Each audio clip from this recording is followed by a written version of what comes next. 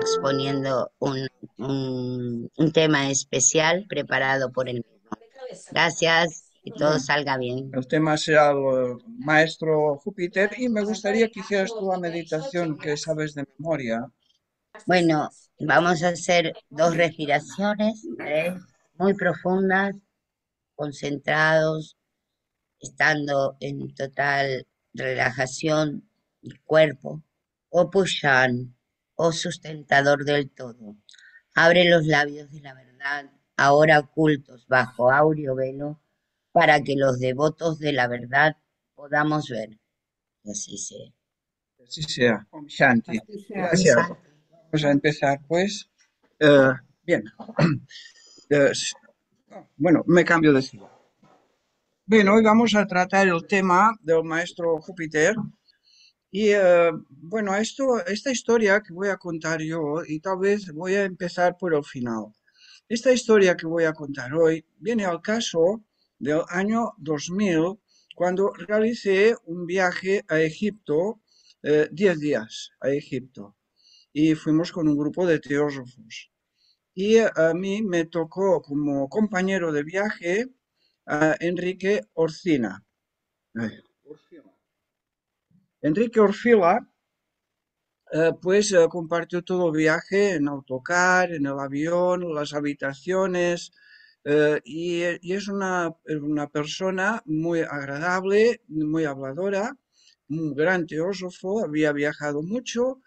Enrique Orfila estuvo 25 años viviendo en Chennai, en la sede internacional de la Sociedad Teosófica. Con lo cual, pues había conocido a Arundale, Shinarajadasa, Radha Rukmini Devi. Bien, entonces Enrique Orfila estuvo 5 años viviendo en el Nilgiri, que es de lo que hoy voy a hablar, las montañas del Nilgiri. 5 años viviendo allí con un maestro de yoga, donde él aprendió y experimentó muchas cosas. Allí en el Nilgiri, la Sociedad Teosófica tiene varias casas en las cuales los occidentales pues se refugian del clima tropical. Porque en la India pues ahora mismo superan los 40 grados y pueden llegar fácilmente a 45 grados y más. Y muchos ingleses o personas de otros países pues prefieren refugiarse en el Nilgiri, donde la temperatura suele ser unos 10 grados, 10 o 15 grados menos. Bien, entonces esta es la historia de Enrique Orfila, y lo que me contó durante todo el viaje fue un viaje en el cual tomé muchos apuntes. Luego él también publicó algunas historias de él y lo encontré muy interesante.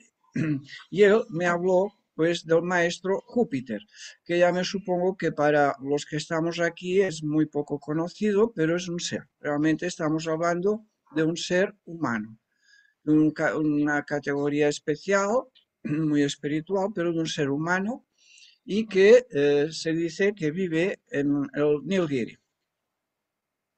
Nilgiri, tal vez vaya bien empezar por explicar lo que es, porque seguramente tampoco habremos oído hablar nunca de Nilgiri. Eh, Cuando los ingleses llegaron a la India, encontraron, bueno, una nación, un pueblo muy grande, grandes llanuras que se extienden hasta el pie de los Himalayas.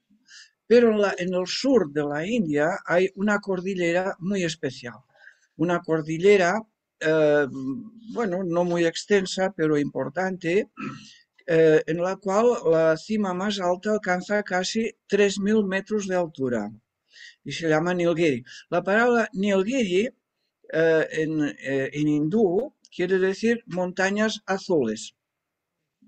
Y se le daba este nombre porque esas montañas estaban siempre rodeadas de neblina, que además le daban un aire misterioso, mágico, una neblina muy extraña para esa gente de la India, que suelen ser muy supersticiosos, y era como un anillo no se pasa.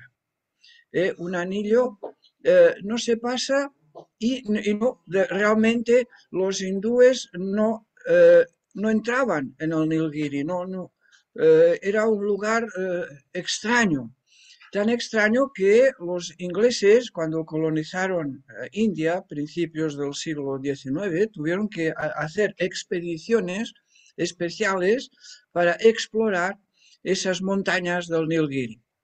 Eh, Se dice que la primera expedición de los ingleses, no sé si murieron todos, fue un desastre. Luego una segunda expedición que fue un poco mejor y pudieron pues comprobar que realmente era un sitio y sigue siendo un sitio un poco inhóspito, en donde viven elefantes salvajes. Elefantes salvajes que no son de fiar, sino que atacan. Tigres, un sitio donde viven muchos tigres, muchas serpientes, sobre todo muchas clases de monos, muchas clases diferentes de monos y luego unas tribus que luego hablaré también de ellas, tal cual lo investigó Madame Blavatsky. Madame Blavatsky también estuvo en el Nilgiri durante bastante tiempo investigando estas montañas azules y escribió un libro que os lo recomiendo, un libro brillante, buenísimo. Se llama Las montañas azules, el país de las montañas azules, lo digo bien. Madame Blavatsky ahí hace la descripción de cómo son estas montañas. Pero bien, pero eso luego me lo hacéis pensar y hablamos un poco de Blavatsky también. Bien, lo que empezaba diciendo, estuve con Enrique Orfila todo el viaje a Egipto y fui tomando nota de lo que me iba explicando. Enrique, él era natural de Menorca, en España, y de allí empezó a estudiar en la Universidad de Barcelona. Y de la Universidad de Barcelona ahí contactó con teósofos. Y hablo de los años 20 y pico, 30, años 20, 30 aproximadamente. Ahí es donde entró en contacto con grandes teósofos que le entusiasmó la teosofía.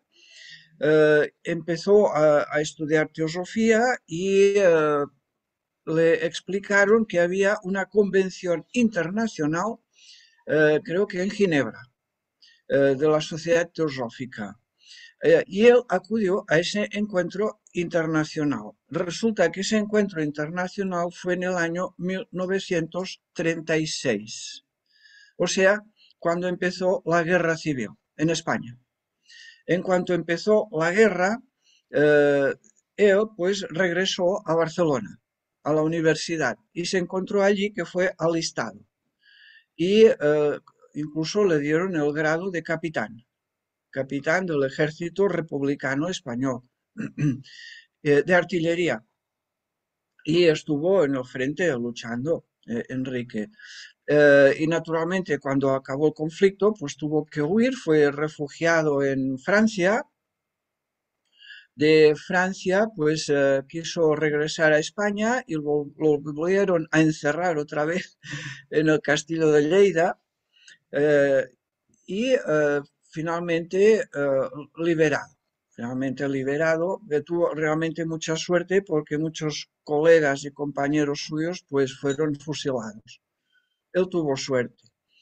Intentó empezar otra vez sus estudios universitarios, eh, estaba estudiando filosofía, o sea, sus estudios universitarios eran de filosofía, pero le entró un gran deseo de viajar a la India, de manera que como pudo, pues en el Congreso Internacional entró en contacto con Arundale, que también estaba en el Congreso el año 1936. Y Arundale le invitó a la India, le invitó lo que quisiera, allí sería bienvenido en Chennai, Chennai que es la sede internacional.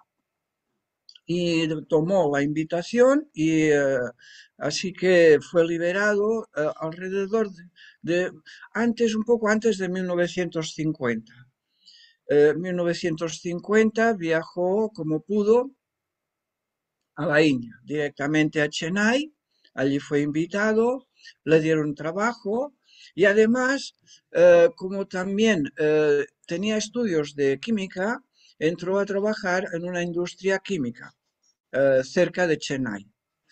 De manera que tenía el trabajo de la industria química y el de la Sociedad Teosófica. Allí en el año 1951, Enrique organizó en la biblioteca de la sede internacional una sección para restaurar los libros antiguos, los libros de la biblioteca de Adyar. Bueno, os tengo que explicar que la biblioteca de Adyar en Chennai, de la Sociedad Teosófica, actualmente tal vez es la más importante de la India. Si no es la más importante, casi.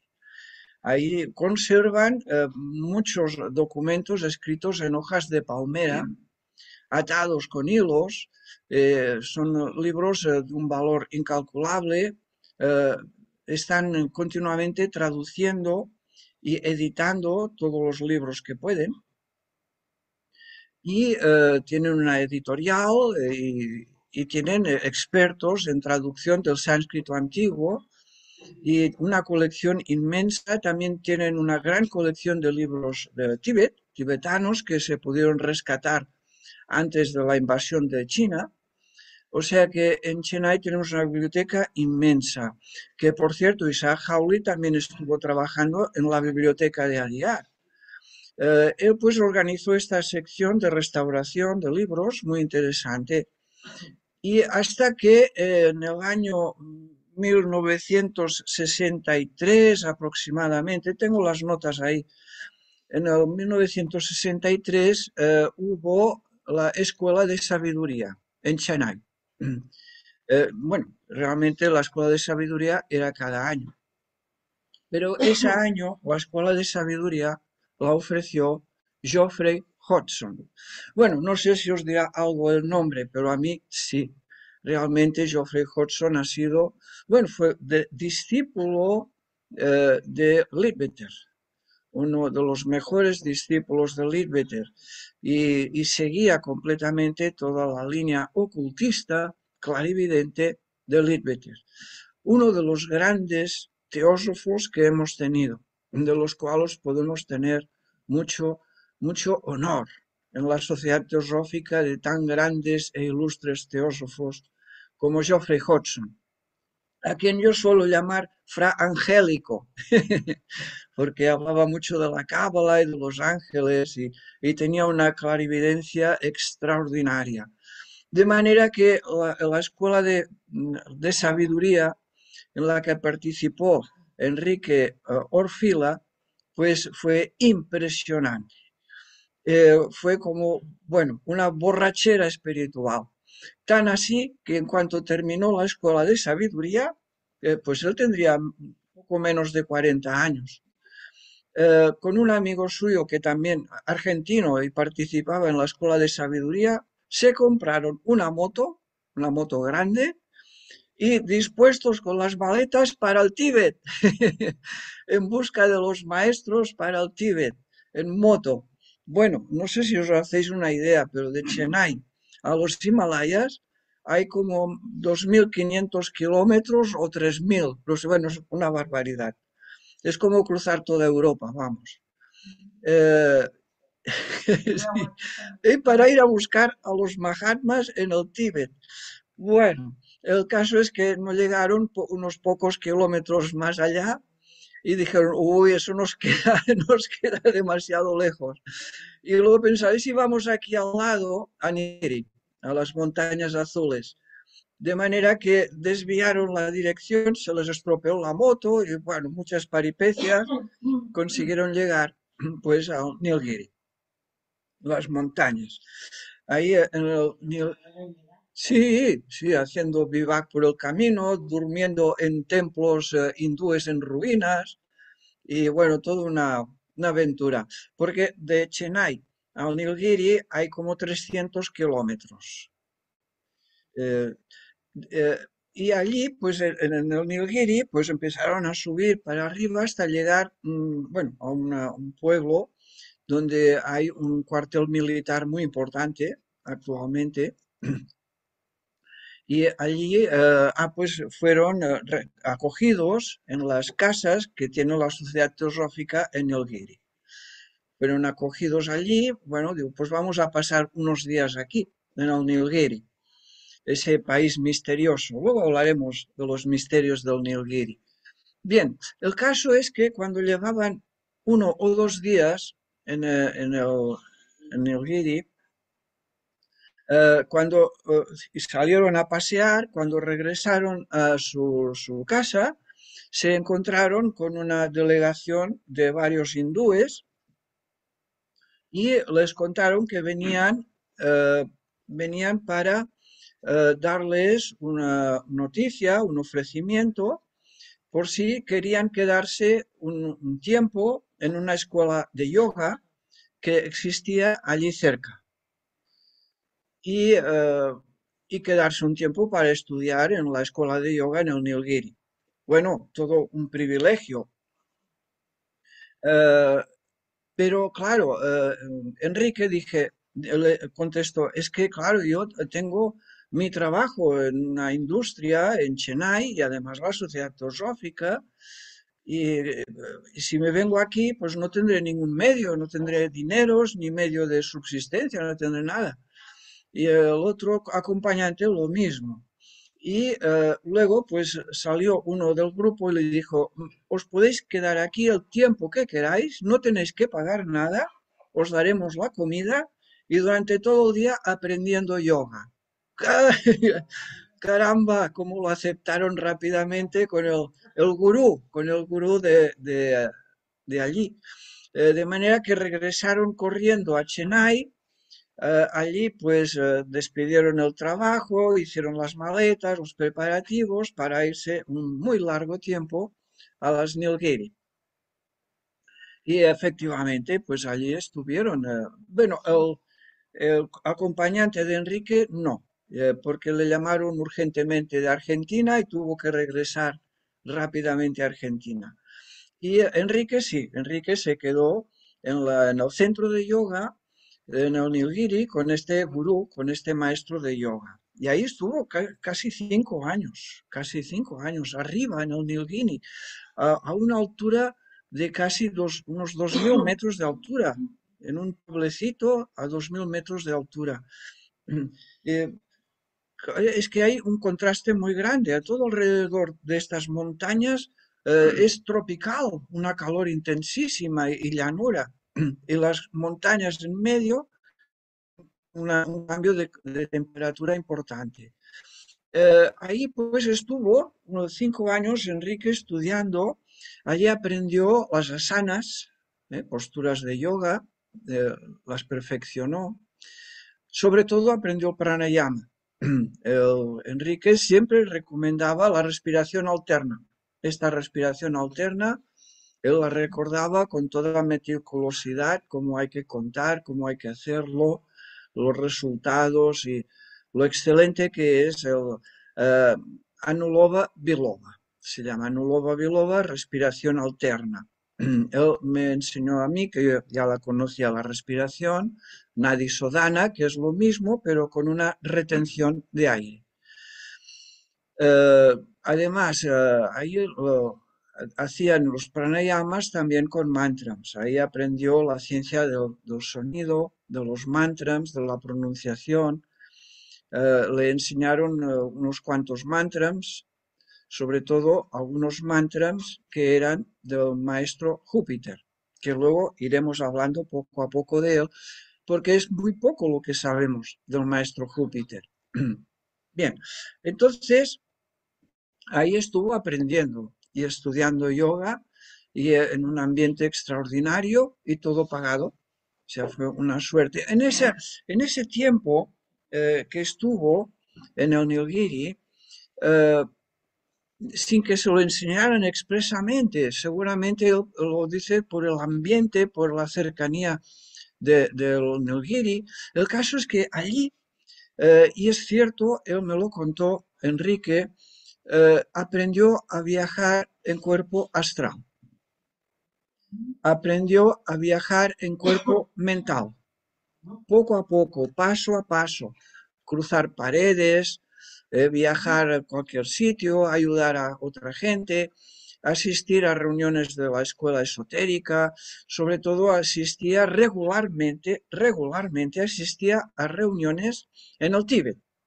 Él explicaba que en el Tíbet había muchas cuevas y muchos túneles completamente desconocidos hoy, donde los maestros tienen la capacidad de, en el campo astral, disolver materia astral, materia física, y como cortar mantequilla, abrir túneles y grandes galerías. Y eso es lo que hay en el Tíbet. Y ahí es donde él acudía regularmente cada noche a esas reuniones. Ahí también es donde aprendió algo muy curioso, que es la construcción del Mayavi Rupa. Y como la palabra no os dirá nada, creo que será importante describir qué quiere decir Mayavi Rupa. Rupa quiere decir cuerpo, rupa, un cuerpo. Maya quiere decir ilusorio, ¿eh? O sea, construir un cuerpo ilusorio, porque él descubrió que en el viaje astral había, bueno, era de una manera, era muy distinto y más oscuro y tenebroso que el viaje mental. En el viaje mental fuera del cuerpo físico era radiante, luminoso, feliz, instantáneo, pero descubrió que cuando realizaba el viaje mental, con el cuerpo mental, tenía la capacidad de crear un vehículo ilusorio para trasladarse a cualquier lugar. Eh, o sea, él tenía esa capacidad, de crear un cuerpo ilusorio y presentarse en cualquier lugar en una forma que parecía física. Eh, Ahí es donde alcanzó este entrenamiento, un entrenamiento extraordinario realmente. Las experiencias en el Nilgiri le fueron muy bien. Allí es donde también eh, nos habla Enrique de que en la cima del Nilgiri hay una montaña dedicada a Durga, creo, no recuerdo, Ranga, se llama Ranga, y Rangaswami. Ahora me he acordado el nombre de la montaña, Rangaswami. Y Ranga Swami. Ranga quiere decir como algo así como el trono de Dios o algo así. Y es una de las montañas más altas de la cordillera, casi 3.000 metros de altura, que está cortada a pico y según Enrique tiene una caída vertical de 2.000 metros. Esa montaña, según dice Enrique, yo no sé, 2.000 metros de caída vertical. Y tiene la forma, el pico de esta montaña, como si fuera un joven, una persona, que está sentado con una pierna estirada y con el brazo apoyando la cabeza, así como estirado, ¿no? La forma de la cima de la montaña. Y según Enrique, esa montaña de granito por dentro está hueca, según él. Y ahí es donde hay muchos túneles y muchas cuevas, y ahí, según él, es donde reside el maestro Júpiter, que ya vamos a empezando a hablar de él. El maestro Júpiter, que es el maestro responsable de toda la India, maestro responsable de toda la civilización, religión, sabiduría y de todo el yoga, todo de la India. Ahí es donde reside, en esas montañas, en las cimas del Nilgiri. Y él pues tuvo algún contacto, estuvo alguna vez allí en vehículos sutiles, y cuenta de que era este maestro Júpiter de toda la jerarquía planetaria, es el maestro más bajito. No es que sea bajito, es que la mayoría de maestros de la jerarquía superan el 1,80 m y 1,90 m y más, y más. En cambio, él pues tiene una estatura normalita, normal, pero en la jerarquía ya se queda como bajito. Que según él, pues viste una túnica cruzada que llevan, espérate, con el brazo derecho descubierto. La túnica va cruzada así, brazo derecho descubierto, y ese pantalón bombacho que suelen llevar los hindúes.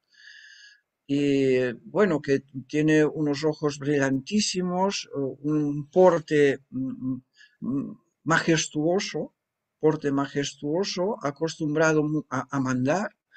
Es un ser que conoce todo el pasado y todo el futuro, de manera que este ser que llamamos el maestro Júpiter no admite discípulos, porque sus discípulos son adeptos, son grandes iniciados.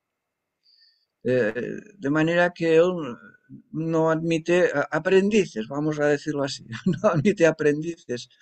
Y según la mitología Vedanta, eh, todos los adeptos actuales han pasado por el Nilgiri y han estudiado con él, todos. Este maestro, el maestro Júpiter, bueno, no sé si empezamos a hablar un poco ya del maestro Júpiter. Es que también me gustaría aclarar, antes de entrar más profundamente en este maestro, este librito de El país de las montañas azules de Blavatsky. Blavatsky, cuando compró Chennai, la finca de Adyar, quiso investigar también lo que era esa cordillera, esas montañas azules, y hizo un viaje allí. Y descubrió que en esas montañas vivían unas tribus salvajes que no tenían ningún contacto ni con los brahmanes, ni con la India, ni con nada. O sea, estaban ahí dentro de esas montañas completamente aislados desde los tiempos más remotos de la India. Eh, Habían unos barajes se llamaban, los barajes era una tribu, la más numerosa, pues tal vez 3.000 individuos en todas las montañas. Vivían en chozas, vegetarianos, no mataban animales. Los bagajes eran enanos. Los bagajes eran, no superaban 1 metro de altura. Sí, bueno, enanos. Así está. Y les sorprende a Blavatsky que habiendo unas tribus tan diferentes, porque también habían los todes eran otra tribu mucho menos numerosa, tal vez 100 individuos, poco más o menos 100 individuos los todes, que superaban los 2 metros de altura. Superaban los 2 metros, verdaderamente gigantes en la India. En la India no suelen tener esa estatura. Y habiendo esas razas tan misteriosas, extrañas y desconocidas de la India, los ingleses nunca se preocuparon para hacer un estudio, una investigación. De hecho, cuando empezaron a colonizar el Nilgiri, los ingleses entraron allí a construir sus casas, simplemente desaparecieron todas esas tribus salvajes. Simplemente desaparecieron. Bien, los bagajes del Nilgiri pues descendían de brahmanes, pero no practicaban el brahmanismo, tenían sus propias religiones, sus propias creencias inspiradas en el brahmanismo, en los Vedas, pero tenían su propia religión, aislada de miles de años atrás, y adoraban a los todes, a esa raza, a esa tribu que vivía allí, los adoraban, los tenían como dioses, les daban todo. Cualquier cosa se los daba. Además, los bagajes enanos eran expertos en sanación, en curar enfermos. Curaban cualquier enfermedad. Se dice que incluso tenían una fuente de juventud, una fuente de aguas que curaban enfermedades. Y realmente Blavatsky pues, encontró testimonios de que era cierto, pero con la condición de que los enfermos tenían que ser abstemios, ni alcohol, ni carne, o sea, tener una vida pura, una vida limpia, natural. Si no, no querían saber nada. Y de los ingleses mucho menos. Y de los ingleses no querían saber nada. Para ellos eran bueno, eh, como salvajes, los ingleses. Y luego había los Kurumbes, era otra tribu en los Nilgiri, también desconocida, también se extinguió. Eran también enanos, pero muy, según Blavatsky, según lo describe Blavatsky, muy feos, realmente horribles, feos y horribles, esquivos, que no querían saber nada de nadie. Y por cualquier tontería te ponían un hechizo, una embrujería y te metían una enfermedad, o si no a ti, a los búfalos y a los animales que tenías en tu casa, de repente se morían todos. Eran auténticos brujos, hechiceros. Blavatsky creó una expedición de investigación de teósofos desde Chennai, fueron a investigar a estos brujos, a estos hechiceros, curumbes, si realmente era brujería auténtica o era otra cosa. Y no, no, al final pues confirmaron que era auténtica brujería lo que hacían. Eran capaces de matar animales de los rebaños del vecino o poner en un enfermo. Y de hecho habían matado a muchas personas y muchos animales. Eran malos realmente los curumbes. Pero rehuían el contacto con todo el mundo y solían vivir, según Blavatsky, en las copas de los árboles, como los monos. Blavatsky dice que se parecen a los monos. Vivían, construían nidos en las copas de los árboles. Allí es selva, ¿eh? Tenemos que pensar que son árboles inmensos y selva. Y esa es la investigación que emprendió Blavatsky. Es un libro interesante, El país de las montañas azules, realmente. Y la tribu más extraña eran los Todes. Esta tribu de más de 2 metros de alto, según Blavatsky, tenían el aspecto de los dioses griegos. Eran bellos, majestuosos, magnánimos, curaban enfermedades. De hecho, según ella, podían curar cualquier enfermedad cumpliendo las condiciones. Una vida pura, limpia, sin drogas, sin abstemios. Practicaban esa medicina natural.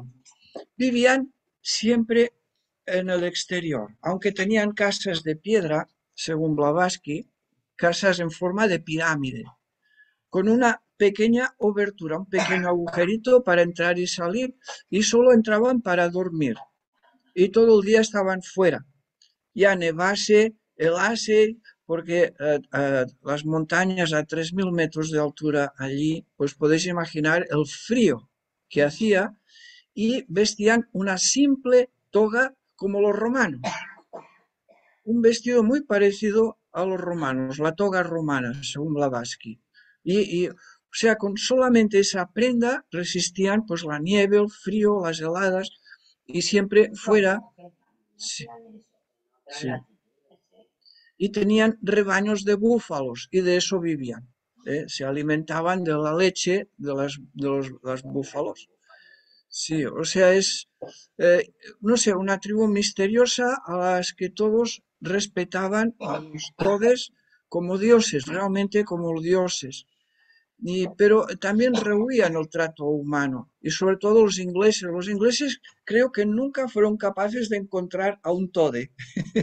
Nunca pudieron encontrar un tode los ingleses, porque se escondían perfectamente, se camuflaban en la selva. O sea, todo un gran misterio de las montañas azules del Nilgiri. Es realmente como la Suiza de la India, en medio de la India, en la parte sur de la India.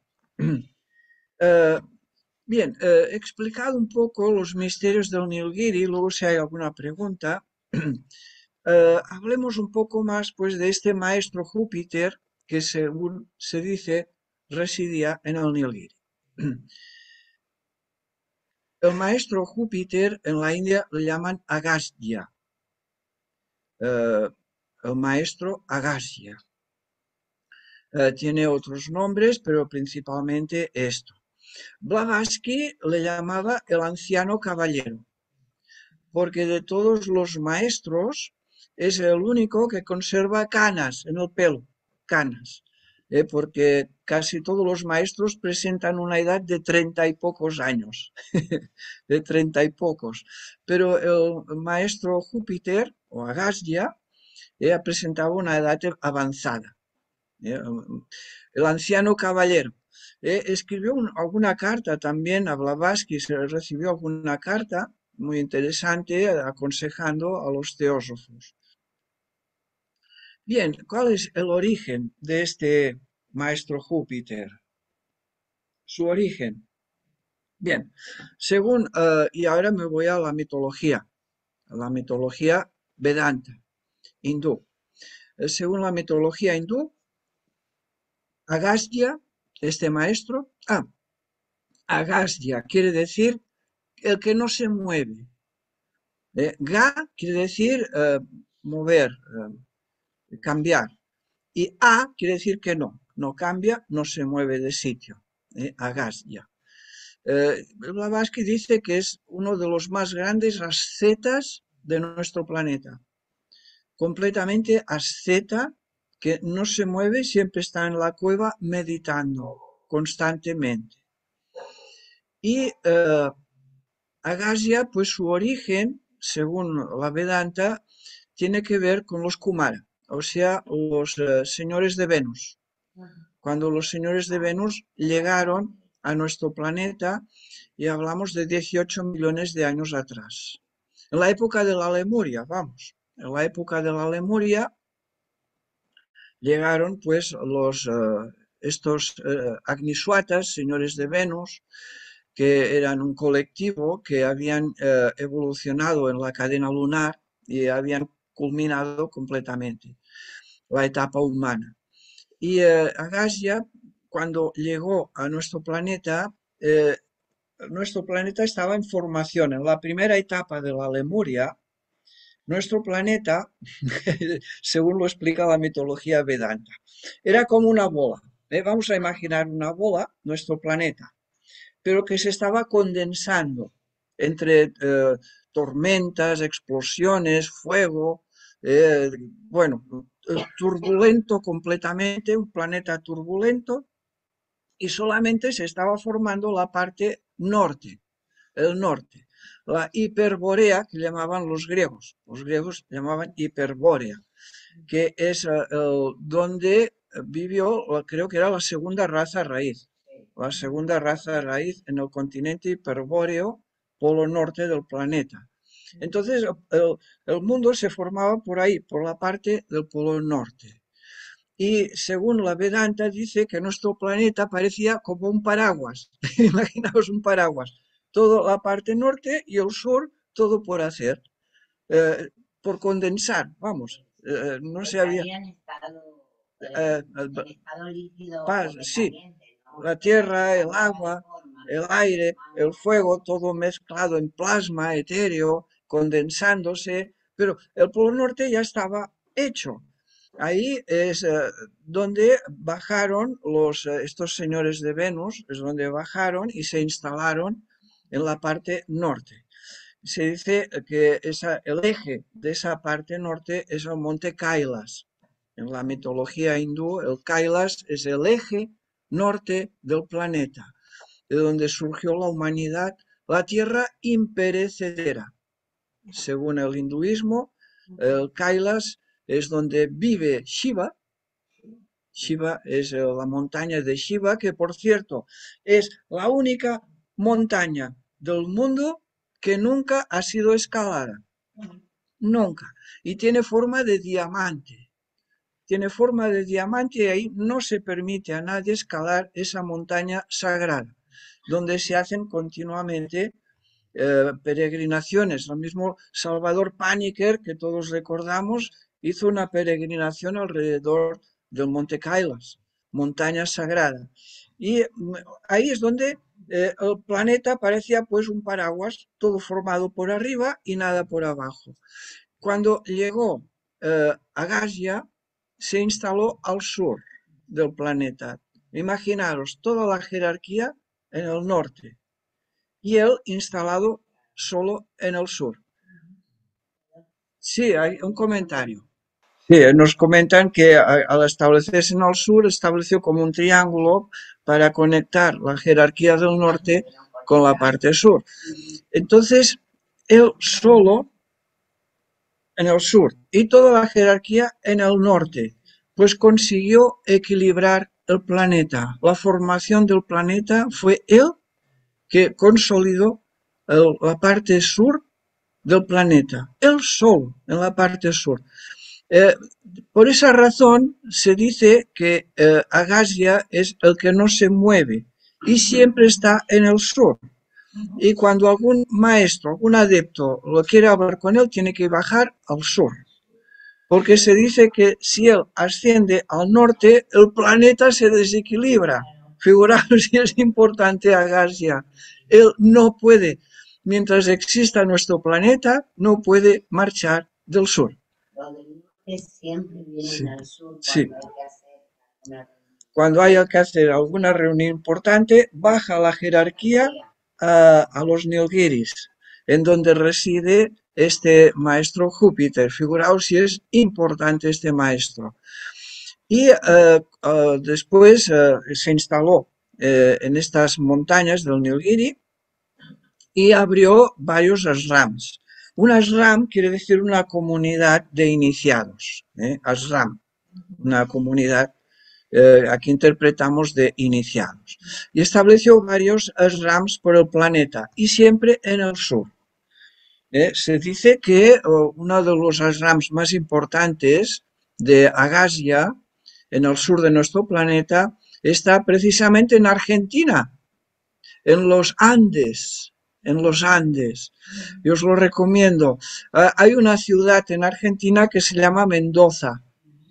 Y ahí es donde grabaron la película 7 años en el Tíbet. 7 años en el Tíbet lo grabaron en Mendoza, en los Andes, no en el Tíbet.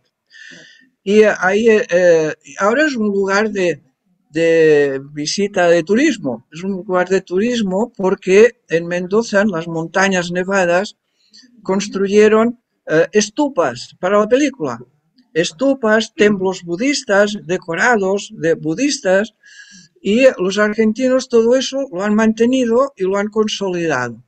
Incluso se ha establecido una comunidad de lamas y de budistas al lado de Mendoza, arriba a las montañas, y es un lugar muy visitado. Y creo que el mismo Dalai Lama estuvo, no sé si una o varias veces ha estado en Mendoza a consagrar ese, porque es un lugar importante.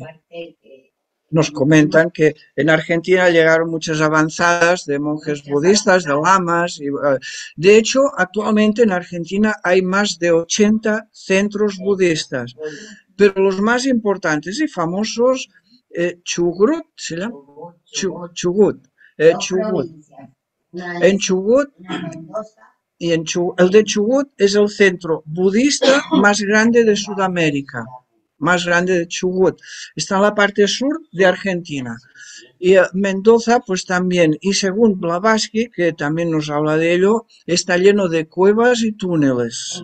Lleno de cuevas y túneles inmensas, donde también se reúne la jerarquía. Donde y también dirigidos por el maestro Agasya, que también tiene algún otro ashram en Sudáfrica, en las montañas de Sudáfrica y Australia. En Australia también tiene varios ashrams, pero claro, un ashram de él quiere decir que son adeptos, son grandes iniciados, no aprendices. Mis notas.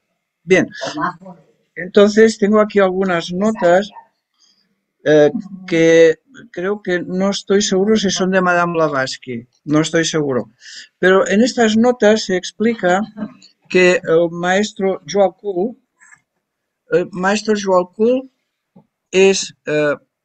estudió en el Nilgiri. El maestro Joalkul aprendió ya sabéis que Joao es discípulo del maestro Cache. El maestro Cache, para completar la formación de Joao, le mandó al Nilgiri. Y ahí en la cueva del Nilgiri, con Agastya, es donde aprendió la astrología. Porque Agastya es uno de los grandes en el tema de astrología. Y lo aprendió de una manera que la pudiera llevar al mundo. La astrología que enseña, astrología iniciática, eh, de las mónadas y los rayos, trabajos de Hércules, toda esa combinación, planetas, signos astrológicos, toda esa combinación viene de Agastya, que lo enseñó al maestro Joao. Eh, También indicar que el maestro Agastya está en el mismo nivel que el Manu. Bueno, ahora explicar lo que es el Manu me sería muy difícil, pero podríamos decir que es el director de todos los adeptos, de todos los maestros, el Manu. Y Agastya está en su mismo nivel. De manera que Agastya pues, ha instruido a todos los adeptos actuales, incluido Saint Germain. Porque Saint Germain también se sabe fijo que ha estado en el Nilgiri, con el maestro Agastya también aprendiendo sobre todo alquimia, porque el maestro Agastya domina perfectamente la alquimia y tiene esa capacidad de enseñarla. O sea que, y eso lo he recogido de algún libro, de notas sueltas, de aquí y de allá, las he ido rejuntando. Eh, sí, Agastya enseñó astrología, alquimia y sobre la nueva era, porque él guarda y conoce el propósito que se espera en el nuevo ciclo, porque la evolución humana y planetaria va por ciclos. Y ahora estamos empezando un nuevo ciclo en el cual él dirige. El maestro Agastya y el Manu son los que dirigen el ciclo planetario actual. Incluso se dice en la mitología Vedanta que el idioma tamil de la India eh, lo creó él. El maestro Agastya fue el creador del idioma tamil. Eh, Maestro Agastya se dice que participó en el Ramayana, imagínate, en el Ramayana. El Ramayana, si no lo habéis leído, sería muy interesante repasarlo un poco porque es de lo más grande que existe en la humanidad en cuanto a filosofía, en cuanto a sabiduría y en cuanto a discipulado. Es de lo más grande. Y Rama tenía que enfrentarse con el gigante Ravana. Ravana era un demonio, quería destruir todo y quería ser un dictador en la India y en todo el mundo. Porque si Ravana conquistaba la India, conquistaba todo el mundo. Se dice que Ravana estaba en Ceilán, Sri Lanka, y Rama quería enfrentarse, vencerlo y destruirlo, porque así se lo había dicho su maestro, el maestro de Rama. Entonces no quería, quería destruirlo con Sí, una alta razón. sí, cambio de ciclo, porque había un cambio de ciclo y había que destruirlo. Ravana realmente representa toda la maldad de la humanidad. Ravana es mitológicamente, pues representa todo el mal, el demonio que hay escondido en la humanidad, que hay que destruirlo sin piedad. Y, y para destruir a Ravana, este demonio gigantesco, Rama creó un ejército en el cual, bueno, es muy famoso los monos, los monos que colaboraron con él, un ejército inmenso que fue a Sri Lanka pues a luchar. Y, pero antes de ir a la guerra, Rama fue al Nilgiri, fue con el maestro Agastya y le pidió que le entrenara. Y el mismo Rama fue entrenado por Agastya en el manejo del arco y la flecha. El arco y la flecha también es simbólico.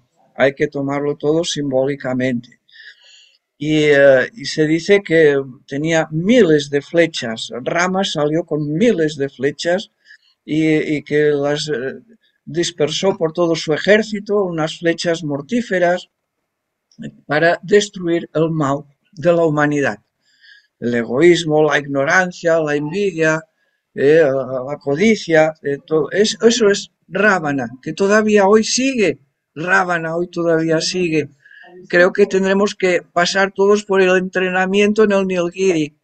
Oye, ¿hacemos un día un autocar? Sí, yo me apunto. Tenemos dos, Mendoza y Mira, tenemos expediciones. Sería más fácil hacerlo sí. Bueno, si Enrique Orfila pues pudo ir allí y pasar un entrenamiento y hace pocos años pues podemos también. Bien, el caso es que Ravana pues recibió el entrenamiento y consiguió vencer al gigante, el demonio gigante Ravana. También Krishna nos habla, o sea, también Krishna conoció a Agastya, también le conoció y a sus, creo que es en el Bhagavad Gita, en algún libro, Krishna dice, ir con él a aprender, ir a él para aprender, el mismo Krishna. Bueno, yo lo siento por los que esperaban que hablase del planeta Júpiter. Yo es que realmente del planeta Júpiter solo sé que es bueno, que es positivo, que te trae buena suerte, buena fortuna y que hay que mirar en qué casa te cae en tu signo, en qué casa cae Júpiter, porque ahí es donde tendrás buena suerte, tendrás impulso, fuerza, bendiciones y luz. O sea que Júpiter es de los planetas más positivos, es de los más positivos, tendrá sus cosas también, pero es que, claro, me diréis, ¿y cómo a un maestro le llaman Júpiter? Bien, si vemos los libros de teosofía, veréis que, por ejemplo, el maestro M se le llama Marte, al maestro H se le llama Venus. Y, o sea que los maestros que nosotros a veces estudiamos aquí, todos tienen un seudónimo o un nombre de un planeta, o sea que es como si tuvieran la característica de ese planeta. Como si vienen la esencia de ese planeta. La esencia de ese planeta. Sí. Mercurio creo que es el maestro KH, Mercurio es KH, y el Sol. El Sol es el maestro Maitreya. Maitreya es el sol. Bueno, Surya, le llaman en la India Surya, el sol. En cada planeta viven unas Sí, seres. sí. Siguen viviendo ahí. De manera que le llamamos Júpiter, aunque es más correcto Agastya. Bien, entonces, ya para Tengo una pregunta, pero sí. esto siempre es simbólico, ¿no? El nombre. Los nombres y las maestro Júpiter, ¿qué cuerpo? Bueno, has dicho que era muy realmente no sabemos, era más bajito, no sabemos el nombre verdadero de cada maestro, no lo sabemos. Ellos utilizan siempre iniciales, seudónimos, sí, no lo sabemos. Sí. Ya para terminar, explicar que Agastya es el avatar de Varuna. Varuna tampoco os dirá nada, pero en la mitología india es el dios más importante de la mitología hindú. Varuna es el dios del océano. Creo ahí tengo esa figura de pez, ¿ves? Ahí que parece medio pez, es Varuna, esa figura hindú medio pez, Varuna. Varuna se dice que es el dios que camina sobre las aguas. Blavatsky habla mucho de Varuna. Varuna es el dios del océano, pero no del océano de agua, sino del océano universal, cósmico. Por esa razón, algunos pensamos que Varuna es el Akasha, que Akasha y Varuna es, si no es lo mismo, es muy parecida la idea. Es porque Akasha es divino, es Dios. Realmente el Akasha es Dios, es Varuna.